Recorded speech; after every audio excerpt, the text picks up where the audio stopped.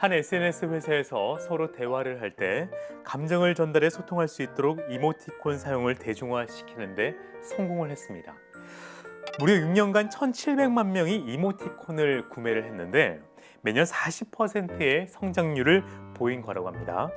반면 지난해 국민들이 책을 구입하는데 쓰는 비용은 월 5천 원이 채 안 된다고 합니다. 쉽고 간편하게 나의 감정을 전달할 수 있는 수단인 이모티콘과 픽토그램. 아이들 세대에서 소통하는 언어는 이제 다시 어쩌면 글자가 아닌 그림이 되지 않을까요? 미디어 바로보기 프로젝트 좋아요! 지금 시작합니다. 자, 안녕하세요. 저는 진행을 맡은 이대겸입니다. 그리고 저와 함께 해주실 전문가 두 분을 소개해드리도록 하겠습니다. 경기도 교육연구원의 연구위원 김아미 박사님, 놀이치료사 김희진 선생님, 반갑습니다. 안녕하세요. 네, 자, 미디어 바로보기 프로젝트 좋아요.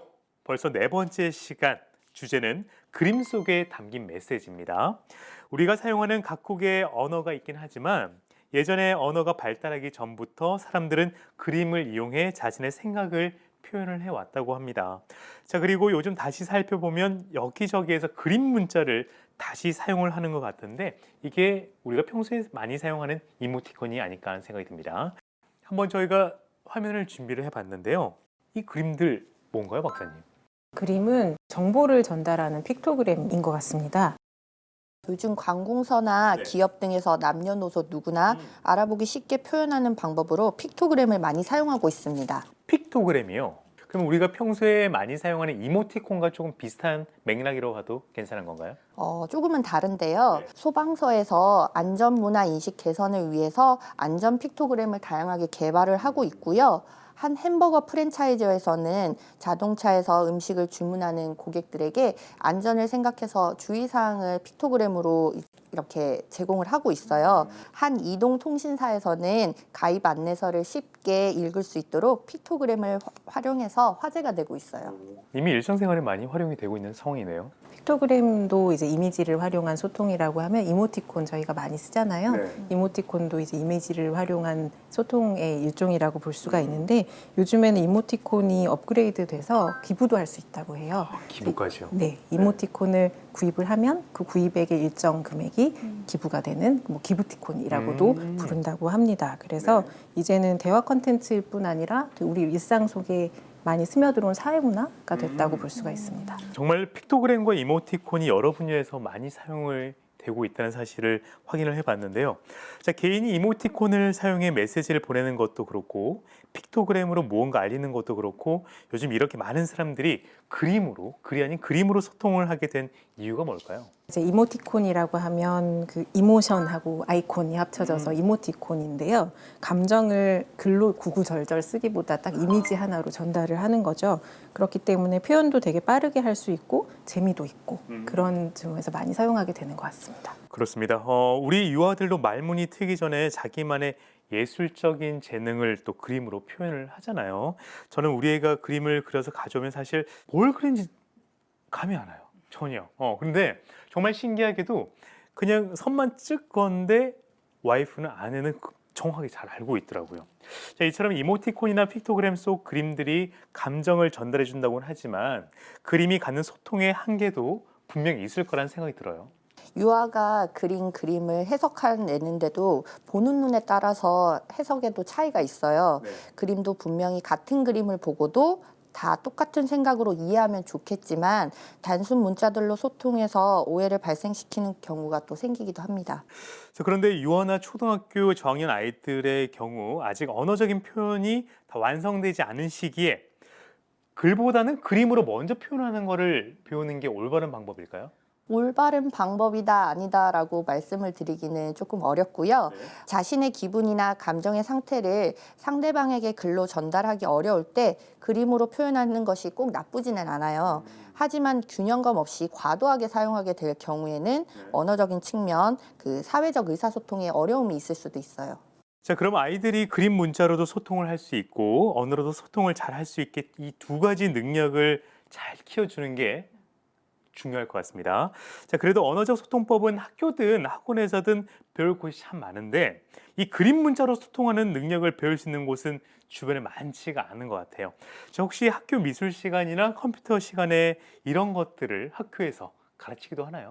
가르친다는 것보다는 경험을 할 수 있을 것 같아요. 그리고 꼭 그 무슨 미술 시간이나 컴퓨터 시간이 아니더라도 일상에서 그거는 자연스럽게 접할 수 있는 부분이 있을 것 같습니다. 그리고 이 그림을 보는 눈도 있어야 할 것 같아요. 그렇죠. 그림을 우리가 보면 여러 가지 의미나 정보들이 담겨 있잖아요. 근데 그거를 얘가 무슨 뜻으로 그렸을까? 그리고 그림을 그린 사람은 어떤 의도를 전달하고 싶었을까? 그런 것들을 한번 해석해 보는 것도 중요하죠. 그렇습니다. 이런 안목을 위해 미디어 리터러시는 어떤 활동을 하면 좋을까요? 자, 준비된 활동 지금부터 만나보시죠.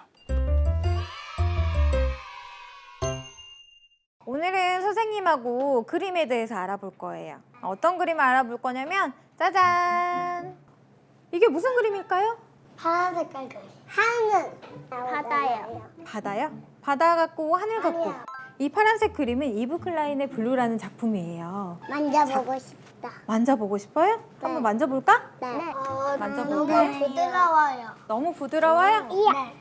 뻑뻑해요. 뻑뻑해요. 그러면 우리 친구들 머릿속에 파란색을 한번 그려볼까? 네.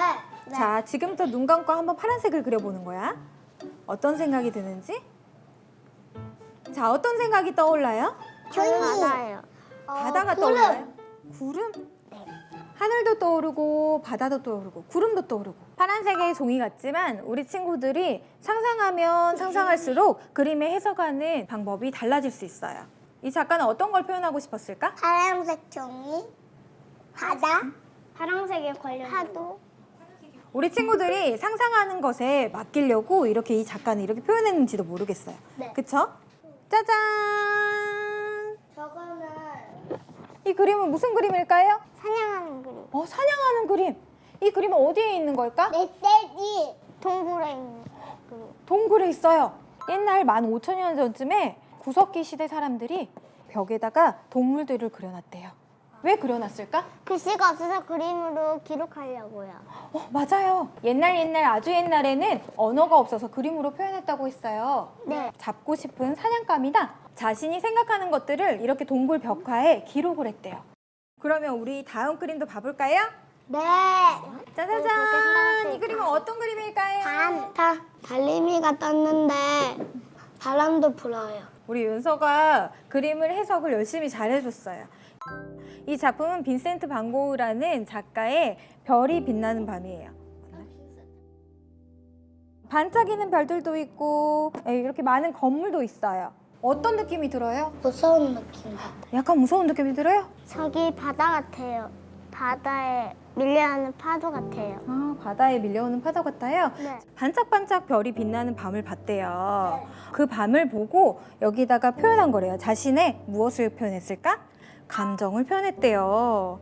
이렇게 반짝반짝 아름답게 별이 빛나는 밤을 보고 여기 이 그림에 표현한 거예요. 마지막. 카톡에 있는 거예요. 카톡에 있는 거예요. 카톡에 있는 그림이에요? 네. 여러 가지 이모티콘들이죠? 네. 그렇죠? 웃는 것도 있고 우는 것도 있고 화내는 것도 있고 놀란 것도 있어요. 윤서는 이거 혹시 사용해 본 적 있어요? 없어요? 영미는요? 없어요. 친구들한테 카톡 보냈대. 카톡 보내기 귀찮아서 그냥 그걸 감정을 그냥 주는 것 같아요. 이모티콘으로 우리 친구들이 감정을 표현하고 그것으로 나의 정보를 남한테 전할 수도 있어요. 네. 이렇게 해서 아이들이 그림을 보고 느낀 점을 말해보는 모습을 저희가 한번 지켜봤는데요. 김하유 박사님, 지금 아이들에게 4가지의 그림을 보여줬는데 특별히 이 그림들로 종류를 나눠서 보여준 이유가 있을까요? 4가지 그림을 보면 그 네. 메시지를 전달하는 방식이 다 다르고요. 그리고 전달하고자 하는 메시지도 좀 다른 모습을 볼 수가 있습니다. 네. 첫 번째 그림 그 블루 보시면은 강렬하게 색깔만 딱 제시하고 있잖아요. 그래서 아이들이 이 색을 딱 봤을 때 다른 정보가 없기 때문에 한번 만져보려고 하면서 촉각을 좀 가동을 시켜보려고 하는 그런 네. 모습들을 볼 수가 있고요. 만져보려고 하는 행동을 통해서 시각적으로만 그림을 관찰하는 게 아니라 다른 정보를 얻고자 한 행동이었네요. 그랬을 것 같아요. 그리고 네. 두 번째 그림 같은 그 동굴벽화 같은 경우에는 그 언어 대신에 이미지로 정보를 기록을 한 거잖아요. 네. 그렇기 때문에 정보 전달을 위한 그림이라고 볼 수가 있고요. 네. 세 번째 고흐 그림 같은 경우에는 색하고 붓터치가 되게 독특하죠. 그래서 네. 붓터치를 통해서 감정을 전달하려는 그런 목적을 가지고 있고, 마지막 이모티콘은 축약된 부호라고 볼 수가 있을 것 같아요. 그래서 감정을 빠르게 전달하는 표현 양식이다. 이렇게 좀 볼 수가 있습니다. 그 네 가지 그림이 다 의도가 좀 다르고요. 거기서 읽어낼 수 있는 메시지도 다르고, 그리고 그걸 읽으면서 사람들이 어떤 마음을 가질까, 어떤 정보를 파악할까도 다 차이가 있는 것을 볼 수가 있었습니다. 그렇군요. 집에서도 저렇게 그림을 보며 이야기를 나누려고 할 때 우리 영상에 출연한 아이들보다 분명 더 어린 아이들도 있을 거고요. 더 큰 아이들도 있을 겁니다. 우리 이런 아이들에게는 어떤 그림을 좀 보여주면서 얘기를 하면 좋을까요? 조금 더 나이가 있는 아이들 네. 같은 경우에는 추상화를 보여줄 수도 있을 것 같아요. 네. 오. 추상적으로 이제 색깔과 그 모양만을 주면서 이게 무슨 뜻일지를 저희도 사실은 읽기 쉽지 않잖아요. 추상화는 그런 네. 거를 좀 나이 많은 아이들에게 시도해 볼 수 있을 것 같고요. 네. 어린 아이들한테는 친구들이 그린 그림을 가져와서 한번 이야기해 보는 것도 좋아요. 그럼 감정을 되게 잘 읽어낼 것 같다는 생각이 듭니다. 친구들이 그린 그림이 추상화가 아닐까요? 아니, 네, 친구 추상화일 수도 있을 것 같기도 맞아요, 한데요. 맞아요. 네. 자, 이렇게 그림을 보면서 이야기 나누는 게 또 사실 부모하고는 집에서는 잘 안 될 수도 있습니다. 아이들이 좀 더 집중하면서 볼 수 있는 방법이 있다면 어떤 게 있을까요? 그림에 여러 가지 정보가 있고 느낌이 있는데 그걸 이거 한번 봐라고 하면 잘 안 보잖아요. 네. 그래서 우리가 프레임을 짜서 그 프레임을 대면서 그림을 읽어보는 활동을 할 수가 있습니다. 프레임으로 그림을 보는 이 활동 계속해서 살펴보도록 하겠습니다. 아까 우리 선생님하고 여러 가지 그림에 대해서 알아봤죠? 네. 이제는 선생님하고 그림을 함께 가까이서 크게 볼 거예요. 자, 짜잔! 이 그림은 어떤 그림일까요? 이거는 똑같은 거예요. 맞아요. 바닥에 있는 그림과 똑같아요. 이 그림은 그랑드 자트 섬의 일요일 오후라는 그림이에요. 그러면 우리 친구들이 이렇게 그림을 크게 봤으니까 어떻게 봐볼 거냐면 짜잔! 네모. 친구들 하나씩 선생님이 나눠줄 거예요. 큰 그림을 봤을 때, 그리고 이 프레임으로 작게 봤을 때 어떤 점이 다른지 선생님하고 한번 찾아볼 거예요. 네. 자, 한 개씩만 선택해 주세요. 자, 짠! 저요. 여기 있습니다. 자, 지금부터 선생님하고 함께 그림 위로 우리가 올라가서 함께 찍어보도록 할게요. 네. 자, 출발! 짜자잔! 원하는 곳에 프레임을 놓고 사진을 찰칵 찍어볼게요. 하나, 둘, 셋! 아이들이 각자 사이즈가 다른 프레임을 가지고 그림에 본인만의 프레임에 그림을 넣고 있어요. 네, 이 활동은 무엇을 하는 건가요? 프레임을 가져다 대면 그 부분을만 집중하게 되잖아요. 그래서 큰 그림 속에 내가 어디를 보고 싶은지 가서 한번 대보고 그 안에 뭐가 있는지를 생각해보는 활동입니다. 좀 더 집중해서 또 볼 수가 그렇죠. 있겠네요. 네. 네. 자, 선생님은요, 여기 프레임에다가 이 원숭이랑 강아지를 넣어봤어요. 강아지랑 원숭이가 노는 것 같아요. 강아지랑 원숭이가 노는 것도 같고 멍멍하고 뭔가 보면서 찾아가는 것도 같고 맛있는 뼈다귀를 찾으러 갈 수도 있을 것 같아요. 우리 세빈이는 여기 강아지, 작은 강아지를 왜 프레임에 담았어요? 귀여워서요. 냄새 맡으면서 바다를 따라가는 모습. 냄새를 끌어내는 것도 되게 재밌죠. 그림 안에서. 우리 영미는 여기 어떤 그림이 보였어요? 조금 귀여워서요. 풀 먹는 게. 강아지 모습 보면 귀여워요. 너무. 저희도 사실 그림을 이렇게 샅샅이 보진 않잖아요. 근데 그림 안에는 정말 많은 정보와 등장인물들이 있는 경우가 많거든요. 그래서 그런 것들을 좀 세밀하게 보는 그런 습관을 들이는 활동이라고 볼 수가 있고요. 주인공도 프레임을 어디에 댔냐에 따라 바뀌는 것 같아요. 그러니까 저희가 그 큰 그림을 보면 딱 눈에 띄는 사람이 주인공이라고 생각을 하지만 뒤에 다른 스토리를 가진 사람도 있거든요, 분명히. 그런 것들을 아이들이 프레임 활동을 이용해서 찾아낼 수가 있습니다. 사이즈가 다른 프레임을 통해서 그림을 좀 더 디테일하게 보는 이 활동 참 좋은 것 같아요. 시야도 확장될 것 같아요.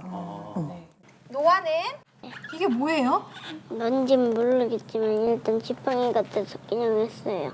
왜 지팡이에 프레임을 놓았어요? 그 나뭇가지 여기 안에 그 진주 아니면 다이아가 들어가 있는 것 같아요. 진주하고 다이아가 들어가 있어서 아름다워 보였어요? 그렇구나. 이렇게 조각조각 프레임을 놓고 보았을 때 그림의 한 부분 한 부분을 바라보면서 다양한 시선으로 더 볼 수 있대요. 우리 친구들 그러면 앞으로 그림을 볼 때 어떻게 봐야 될까? 이렇게 메모해서 감상하도록 해요. 알겠죠? 네. 우리 메모 한번 해볼까? 이렇게 앞으로 약속. 약속. 제가 이렇게 프레임을 통해서 그림을 보는 시간 한번 가져봤는데 이 시간 말고도 아이들이 좀 더 다른 활동을 할 수가 있을 것 같아요. 프레임을 통해서. 그 프레임 활용하는 활동은 네. 그 미디어 리터러시 교육에서 많이 쓰는 활동 중에 하나인데요. 저런 프레임을 들고 나가서 사진 찍는 흉내를 내보는 걸 해요. 그래서 우리가 뭐 클로즈업을 하면 사람의 감정이 잘 드러나고 롱샷을 하면 정보가 잘 드러나잖아요. 네. 아래서 찍을 때 느낌, 위에서 찍을 때 느낌 그런 거를 프레임만 들고 나가서 친구들하고 대보면서 활동을 하거든요. 그렇게도 연결을 시킬 수 있습니다. 저는 앞서 나왔던 건데요. 이모티콘이나 그림으로 자신의 이야기를 전달하는 편지 쓰기 같은 것도 해보면 좋을 것 같고요. 표정으로 자신의 감정을 맞춰보는 놀이를 친구와 해보는 것도 좋을 것 같아요. 그림 일기 같은 걸까요? 말씀하신 거는. 네. 편지 쓰기 활동은 또 어떻게 진행이 되는지 한번 살펴볼게요. 오늘 우리 친구들과 함께 이 이모티콘이나 픽토그램 이 그림들을 활용해서 비밀 편지를 쓸 거니까 엄마 아빠가 알아볼 수 있는지 한번 수수께끼를 내보는 거예요. 네. 할 수 있겠어요? 네. 자, 지금부터 한번 그려보도록 해요.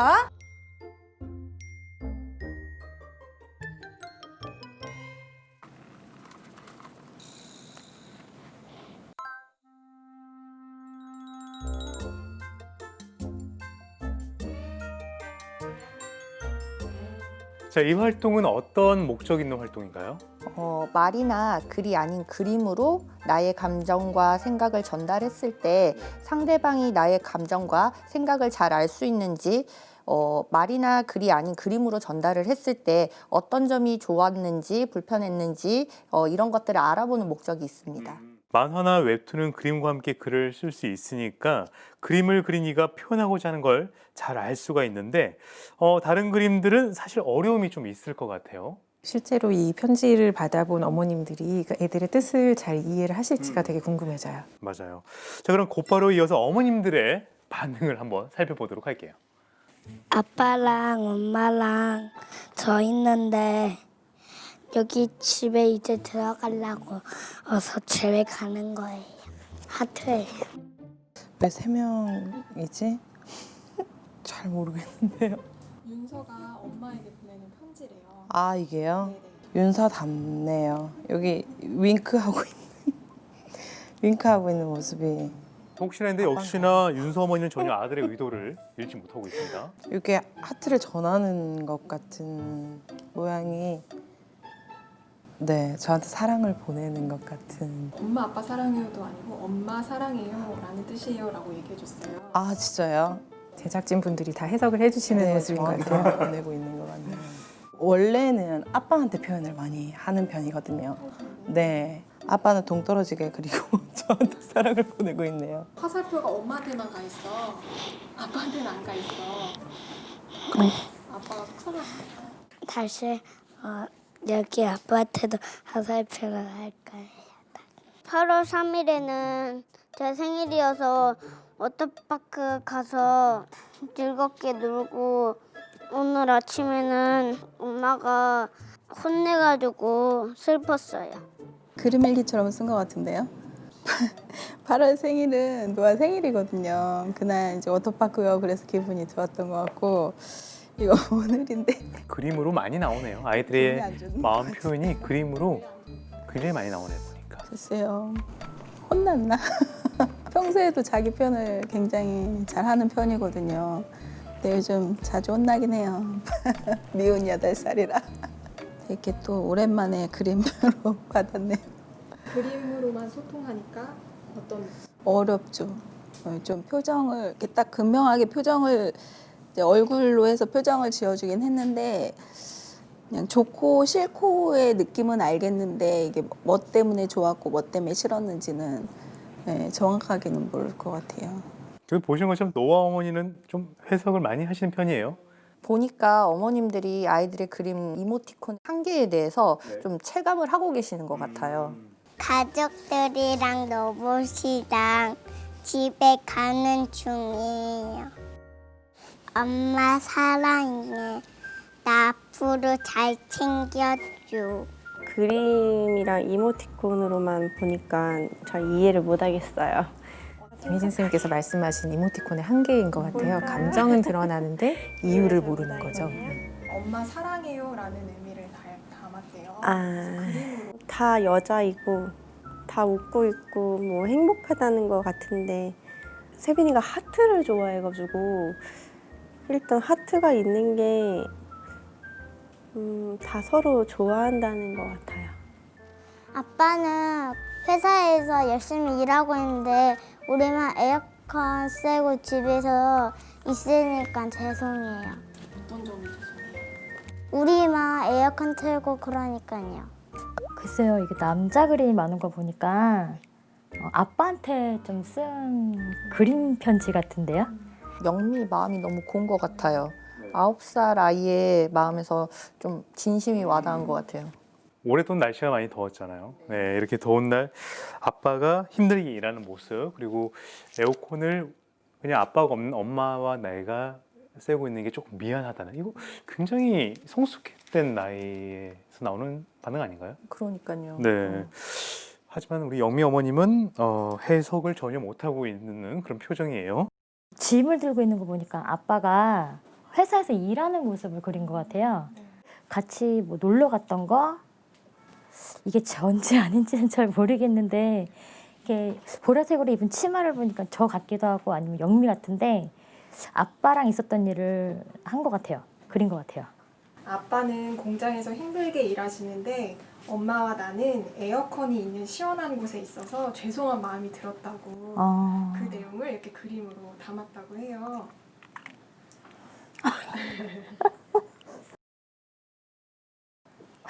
생각을 못 해가지고.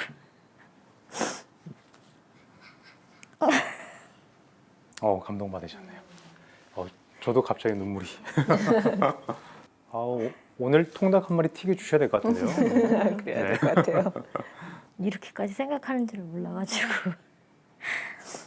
단순한 것 같은데 그렇게 뜻이 들어있다고 하니까 세밀하지는 않지만 근데 그림이 더 이렇게 와닿는 것 같아요.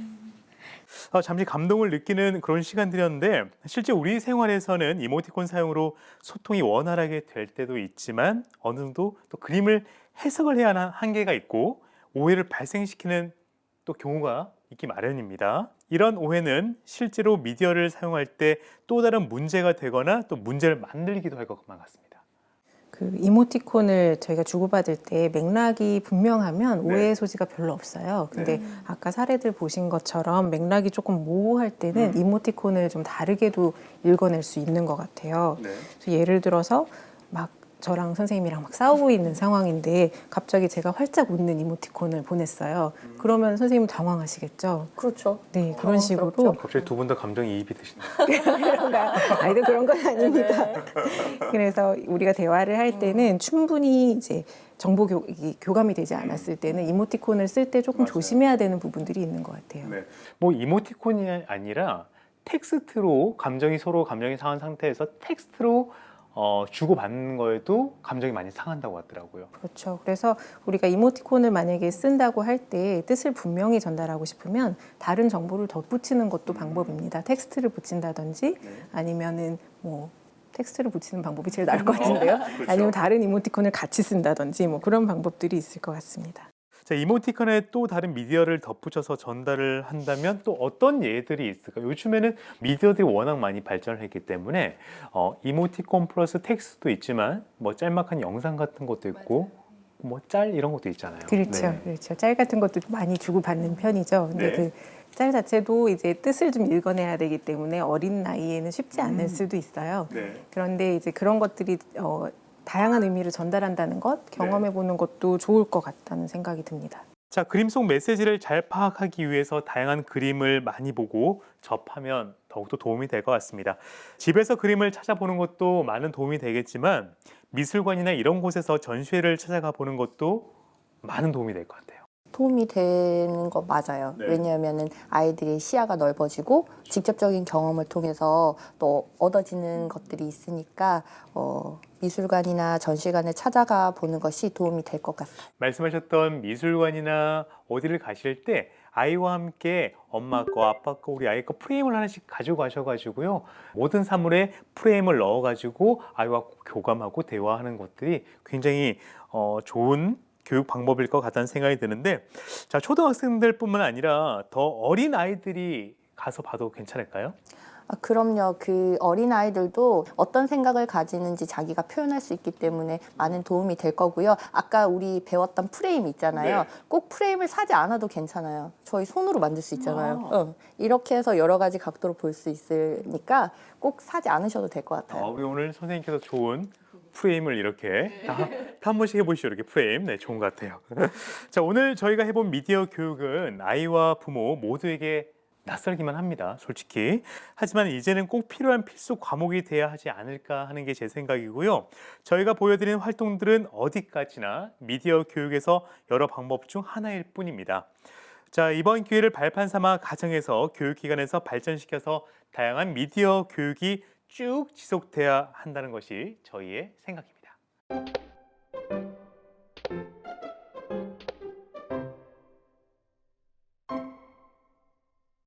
자, 이번에는 부모님들과 아이들 사이에 가정에서 미디어로 인해 일어나는 갈등을 풀어볼 수 있는 시간, 미디어 리터러시 다이어리입니다. 자, 이번엔 어떤 사연이 도착을 했을까요? 제가 한번 읽어보도록 하겠습니다. 안녕하세요. 저희 애는 8살인데 어렸을 때부터 그림 그리기를 좋아해서인지 자주 미술관을 찾습니다. 그렇게 여러 번 가다 보니 언제부터인가 아이가 그림을 나름대로 해석을 하기 시작을 했어요. 하지만 아직 그림 보는 눈이 부족해서랄까요? 작가의 작품 설명과는 전혀 관계없이 완전 다른 새로운 해석을 늘어놓습니다. 아직 어려서 장난치는 거라고 생각할 수도 있는데 무작정 아니라고 가르치는 게 맞는 건가 싶어서요. 그냥 자기가 생각하고 싶은 대로 놔둬도 나중에는 올바른 해석을 할 수 있을까요? 자, 그림마다 그 그림이 갖고 있는 메시지가 분명히 있는데 아이들에게 그 메시지를 설명해 주는 게 맞는지 아니면 상상력을 위해 놔두는 것이 옳은 건지 어머님이 고민이신 듯 합니다. 자, 김희진 선생님, 이럴 경우에 우리 부모님은 어떻게 해줘야 이게 아이들에게 큰 도움이 될까요? 그림을 감상한 아이의 생각과 느낌에 부모는 공감을 해주는 것이 좋은데요. 너는 이 그림을 보고 그렇게 느꼈구나 라고 말을 한 뒤에 그런데 너의 생각은 틀린 것이 아니야. 이 작가는 이런 생각과 이런 정보를 가지고 이렇게 그리게 되었어. 또는 엄마 아빠는 이 그림을 보고 이렇게 느껴졌는데 라고 아이의 수준에 맞게 이야기해 주는 것이 좋다고 보여져요. 자, 이렇게 다양한 그림을 보고 자신만의 생각을 표현해내는 아이들이 미디어를 사용하고 또 다른 미디어를 제작할 때도 더 잘할 수가 있겠죠, 박사님? 그렇죠. 네. 미디어 그림을 볼 때 자기가 어떤 생각을 했는지 그리고 작가 의도는 뭐였는지 그런 걸 비교해보고 소통해보는 경험을 하면 네. 다른 미디어를 볼 때도 내가 경험한 건 이거고 내가 원하는 내가 읽어낸 건 이건데 작가는 어떤 생각으로 만들었겠구나 이런 비교를 해볼 수가 있겠죠. 그렇습니다. 타인의 생각에도 관심을 갖는 게 중요하다는 그런 말씀이신 것 같아요. 그렇죠. 그래서 나는 이렇게 읽었고 제작자는 이렇게 생각했구나 해서 그치는 게 아니고 똑같은 걸 보고 내 친구는 이렇게 읽었구나 그런 것들을 서로 이야기를 하다 보면은 친구의 감정이나 친구의 상황도 이해를 할 수가 있게 되는 것이죠. 자, 이렇게 해서 미디어 바로보기 프로젝트 좋아요 4번째 시간 그림 속에 담긴 메시지에 대해 알아보고 또 아이들이 자신의 부모님과 소통까지 해볼 수 있는 아주 소중한 시간이었습니다. 자, 저희는 또 다른 미디어로 다시 찾아뵙도록 하겠습니다. 대한민국 모든 아이들이 건강하게 미디어를 사용하길 바라면서 이 시간 마치도록 하겠습니다. 감사합니다. 맞습니다. 감사합니다.